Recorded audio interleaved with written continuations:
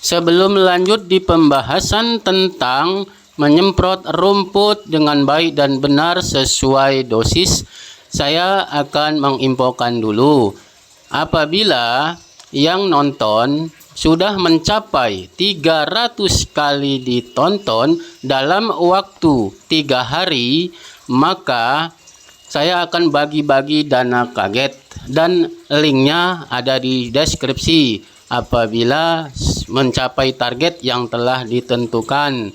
Dan apabila melebihi 3 hari belum mencapai 300 kali ditonton, maka hangus atau kadaluarsa. Semoga sedulur beruntung dan ikuti selalu. Sekarang kita lanjut di pembahasan. Assalamualaikum warahmatullahi wabarakatuh. Berjumpa dengan saya Lur di channel Basuki Oki. Kali ini saya akan membahas tentang cara menyemprot rumput yang baik dan benar sesuai dosis. Langsung aja yuk Lur ya. Cara menyemprot rumput yang baik dan benar sesuai dosis.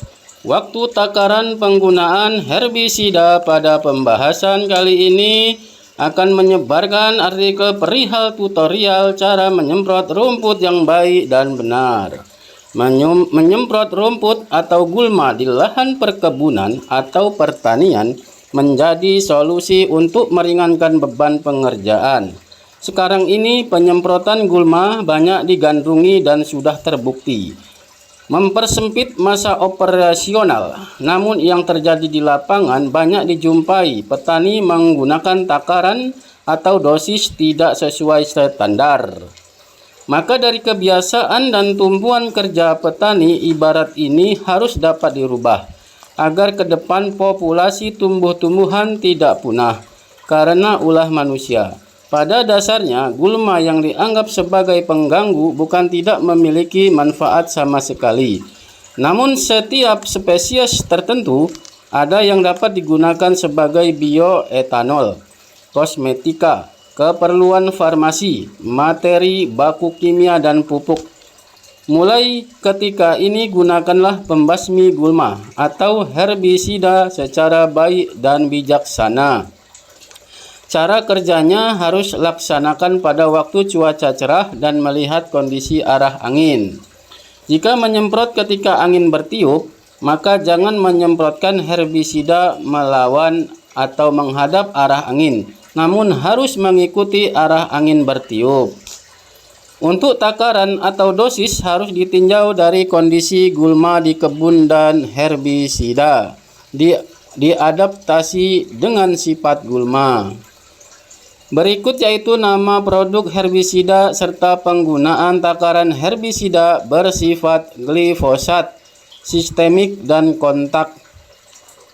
Yang A. Produk herbisida bersifat glifosat ibarat Roundup, Rambo dan sebagainya. Yang B.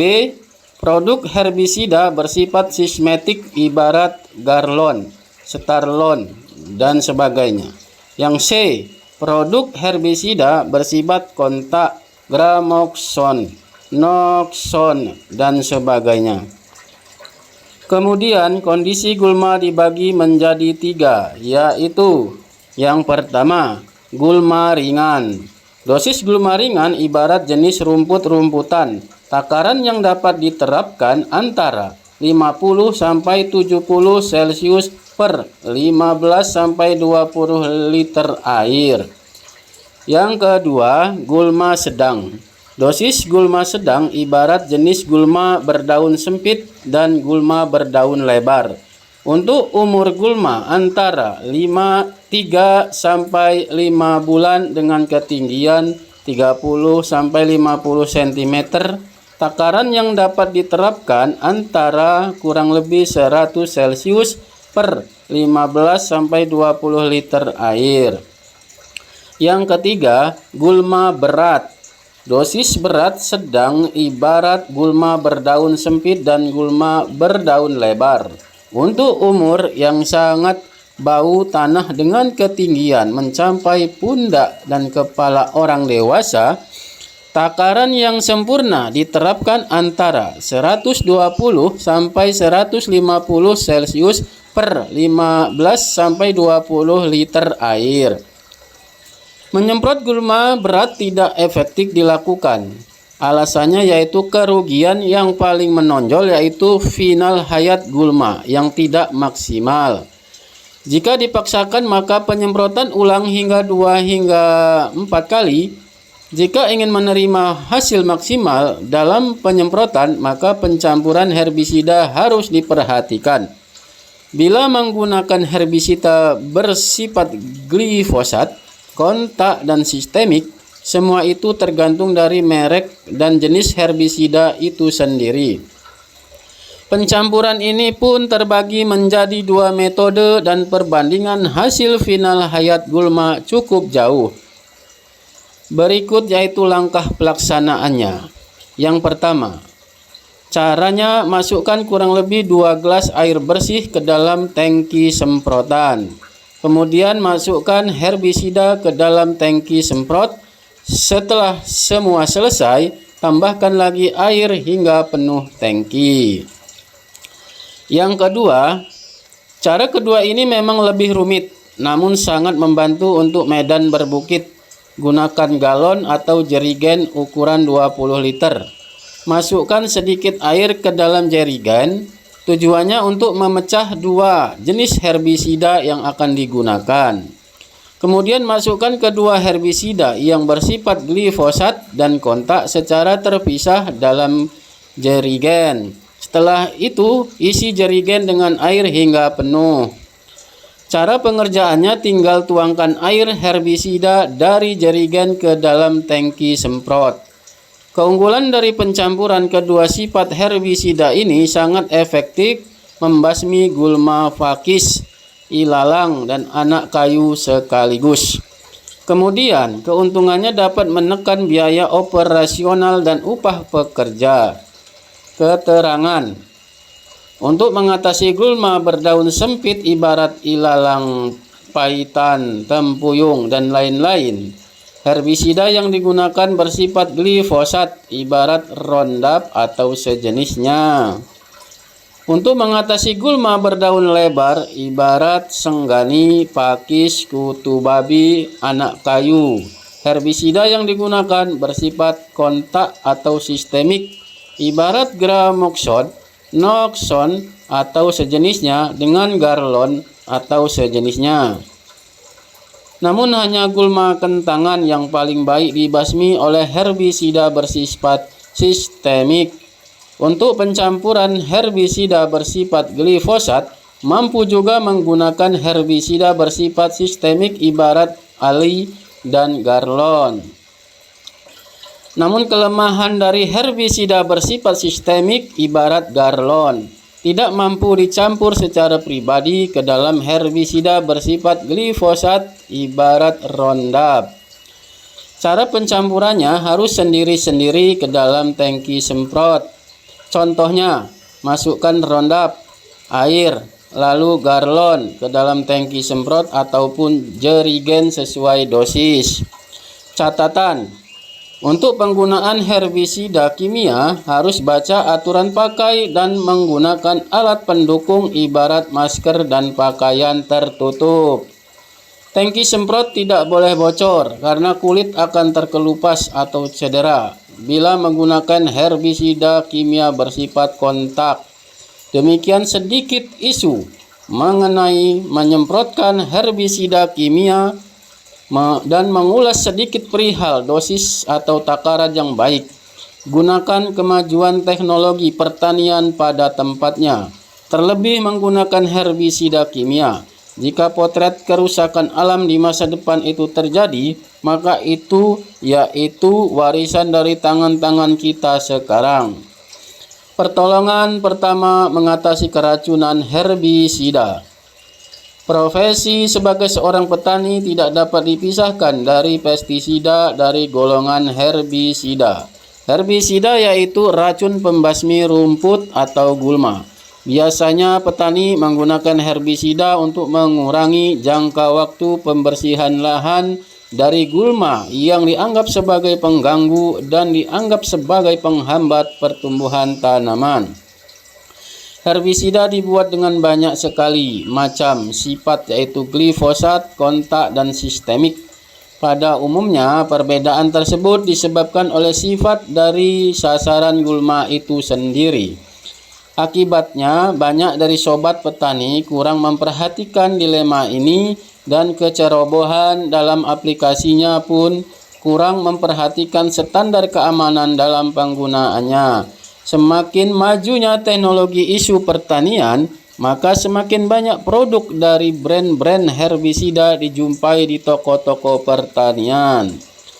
Setiap produknya memiliki zat kimia yang berbeda-beda dan mempunyai tingkat akurasi final hayat gulma bervariasi. Herbisida terdapat dua, yaitu herbisida menurut aplikasinya, yaitu herbisida pra-tumbuh atau pre-emergence herbicide dan herbisida pasca tumbuh atau post-emergence herbicide.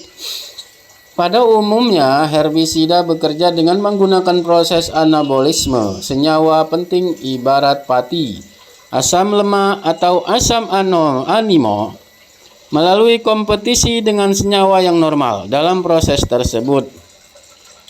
Herbisida menjadi kompetitor karena memiliki struktur yang ibarat dan menjadi kosubrat yang dikenali oleh enzim yang menjadi sasarannya.